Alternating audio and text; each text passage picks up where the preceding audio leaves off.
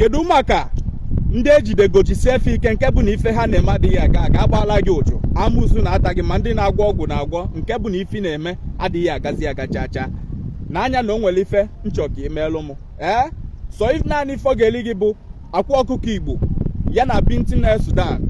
Ị na-anya na skrin ị ga-afụ ihe na-agba na-agwa gị nke anụnwa bụ Binti Nel Sudan. Ị na-anya na enwere nke ọnụ ya dị red nwee nke na-acha white.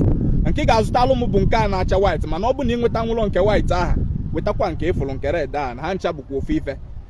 Wetakwalụ m akwa ọkụkọ Igbo bụkwa nke na-afụ ihe a sị ọm gị akwa ọkụkọ nke oyibo n'ọba akwa ọkụkọ Igbo ị ghọtara nke a zụrụ n'ụlọ iwetalụ m ya. Onye na-ekwu bụ mmiri na-alị ugwu na Enugu Ezike na ife anyị ji wee bịa bụ nkụzi ka anyị ji wee bịa. Achọrọ m ka ị tụsalụ m ozi a, tụsaa ya ka nwoke nweta ya ka nwaanyị nweta ya, maka na o nwego ndị tagolu nnukwu afụfụ ka ha wee nwetakwa n'ọgwụgwọ nsọ. Ịghọtara na-agwa gị ọ ya ka ọ ga-ejidere oke mkpa na ịtụsala anya ozi a ka o zuo mba niile ọnụ na ife anyị na-eme bụ nzọpụta na adịla egbo egbo. Ọ bụrụ na ị wetasị ihe na-aba m gwa gị mgbe ị ga-ebido ya bụ na ọkụ 11 PM nke abalị iweta efele were akwa ọkụkọ a gụọ ọfọ niile ị chọrọ ịgọ ihe ị chọrọ ka akwụkwọ na ọgwụrụ ọrụ gị kpọkọ ndị ichi gị, kpọkọ ndị ichie ebe nna gị, kpọkọ aja na nna gị, kpọkọ ndị enu, kpọkọ ndị ikuku, kpọkọ ndị aka nri na ndị aka ekpe, ndị ilu na ndị azụ, ndị eke, ndị orie, ndị afọ, ndị nkwọ. Ọ bụrụ na ịkpọkọsie ihe niile mara afa ha gwọbịa ọfọ niile ị chọrọ ịgonye na akwa ọkụkọ igosi ọfọ ihe ị chọ ka merụ gị nwa bụ ife mara ihe na-akpa gị na ife na-akpa m na ife na-akpa gị dị iche. Ikwucha ihe ị chọrọ ka fa merụ gị ka a tọrapụ gị na agba ọbụla nwoke ma nwaanyị kelụ gị, ọ bụ amụsụ ọ bụ ọgwụ ka eji wee mee gị, ọ bụ chụ ka a gbalụ gị ka ha tọrapụ gị.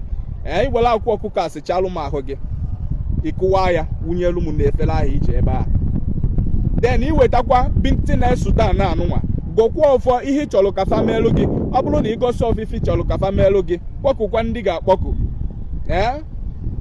kwupe ya wunyelu m ya na ebe ahụ iwunyela akwa ahụ ịkụwara misie ha abụọ ọnụ. Ọ bụrụ na ime isukọta ya ọnụ mgbe ị na-eme ihe a na ịbụ ọtọ otu chi si wee ke gị ka ị ga-esi wee dịrị ị maghịkwa akwa ọbụla ị nwere ike nọrụ na room gị mee ya. It's not a must na ị nọrọ outside, nọrụ na ime room gị mee ya. Then ọ bụrụ na ime isikọta ha ọnụ eme isie ya ofuma were ya wee teelụ m n'ahụ gị site n'isi wee ruo n'ọkpa gị desia ya n'ahụ gị niile nọrụ m otu aha. Ị ga-anọgide otu ahụ ihe akpọọ gị nkụ n'ahụ because mgbe ị ga-eji wee saa alụ bụ na 12 AM nke abalị 12 midnight gị ga-eji wee saa alụ. Ọ bụrụ na itesa ya ibido ya na 11 kpechi ebele techa ya n'ahụ ị ga-anọrụ otu ahụ wee ruo na 12 AM mgbe anụ ọkpọcha anaghị nkụ n'ahụ ọ ga na-adọkọtazi gị anụ ahụ na-ata gị alụ. Ejekwana saa alụ ntị na o ruo 12 AM ahụ.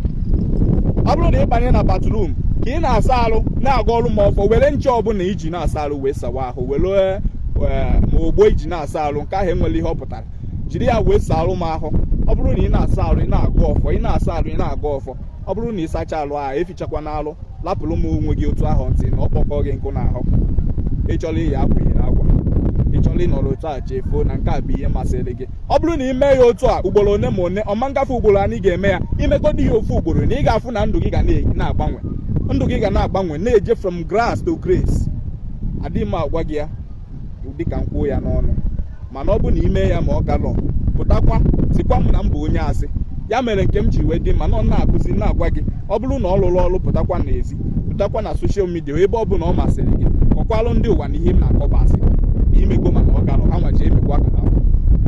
Ife anyị na-eme bụ ife doro anya and ife anyị na-eme bụ ka ọ dịlụ nwoke na mma dịlụ nwaanyị na mma. Ebe belu ugobelu nke si ibe ya ebe na mkpụkpakwa ya n'azụ. Ụmụ Igbo ka anyị na-azọpụta n'onwe anyị. Mgbọrọgwụ na mkpa akwụkwọ ka eji wee malụ ndị Igbo ya nwa ka anyị ga-eji wee na-agakwanụ. Daalụ nori na ekele m.